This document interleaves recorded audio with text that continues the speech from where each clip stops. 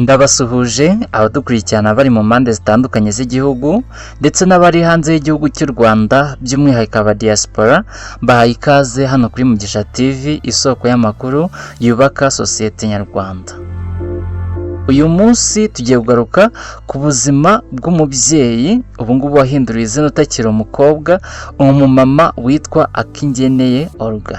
Akingeneye Olga ni umubyeyi ufite amateka ababaje y'ubuzima, nk'uko mwagiye mubibona ku mbuga nkoranyambaga zitandukanye, yagiye acaho atanga ubuhamya avuga uburyo yahiye ndetse anagira inama abantu bafite ubumuga kuba bakigirira icyizere ndetse bagatinyuka gukora, ntibatinye ipfunwe cyangwa se ngo batinye abantu babaseka cyangwa se babaserereza mu bandi.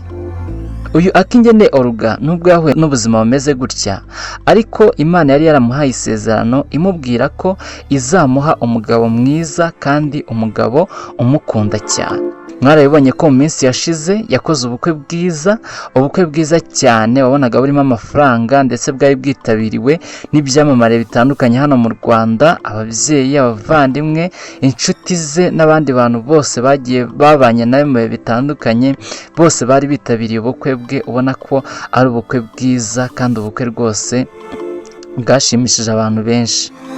Akingeneye Olga yakoze ubukwe n'umusore bita Ata, bakora ubukwe bwiza, ariko mbere yaho bagisohora save the date cyangwa se ifoto y'integuza y'ubukwe bwabo, abantu benshi bateye comments zitandukanye bavuga bati ni gute umusore mwiza gutya ukiri muto akundana n'umukobwa ufite ubushye bumeze gutya, kandi hari abakobwa beza cyane, hari abandi bakobwa bafite uburanga yakabaye akunda ndetse akabana nabo. N'uwateye comment aravuga ngo basore mukura amaboko mu mifuka, ubwo yashakaga kwerekana ko uyu musore akunze uyu mukobwa amukurikiyeho amafaranga, ariko burya ntabwo ariko biri, kuko ni isezerano Imana yari yarahaye uyu mukobwa kuva kera akiri muto, imubwira ko azabona umugabo mwiza kandi umugabo umukunda. Arthur na Akingeneye Olga bakundanye igihe kinini cyane, ntabwo ari ba bandi bakundana ukwezi kumwe ngo bahite babana, ni abantu bakundanye igihe kinini cyane, bivuze ko Arthur yamwizeho cyane kandi atahisemo ahubutse, ahubwo yabitekerejeho kandi rwose ari amahitamo ye. Icyo twababwira ni uko bakomeza kuryoherwa n'urugo rwabo, bakazabyara hungu na kobwa, urugo rwabo rukaba urw'amahoro n'ibyiza Imana itanga. Uyu Akingeneye Olga avuga ko yahiye ubwo yari arwaye malariya, yari afite imyaka 3. Ubwo yari arwaye malariya rero yafashwe n'igitengo, murabizi malariya ikunda gutera igitengo, bituma uyu mwana wari ufite imyaka 3 ajya mu gikoni kujya kota kugira ngo abe yasusuruka cyangwa se yafata agashyuhe. Yegereye iziko rero ari kota, yahise afatwa n'akantu k'isereri, agifatwa n'isereri yikubita mu isafuriya y'ibishyimbo bari batetsemo, akikubitamo niho havuye izi ngaruka zo kuba Akingeneye Olga yarahiye mu maso.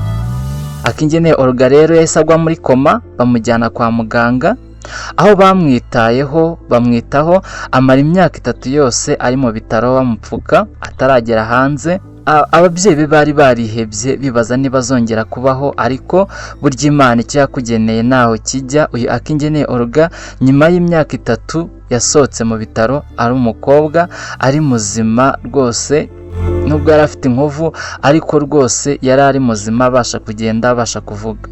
Akiva mu bitaro rero yahise ajyanwa mu ishuri ariko afite ibipfuko byinshi ku mubiri, ndetse agiye no mu ishuri abana benshi bakamutinya, bagatinya kumwegera, bimutera ipfunwe, akajya yumva nawe akumva atakegera abandi, bimutera kwigunga.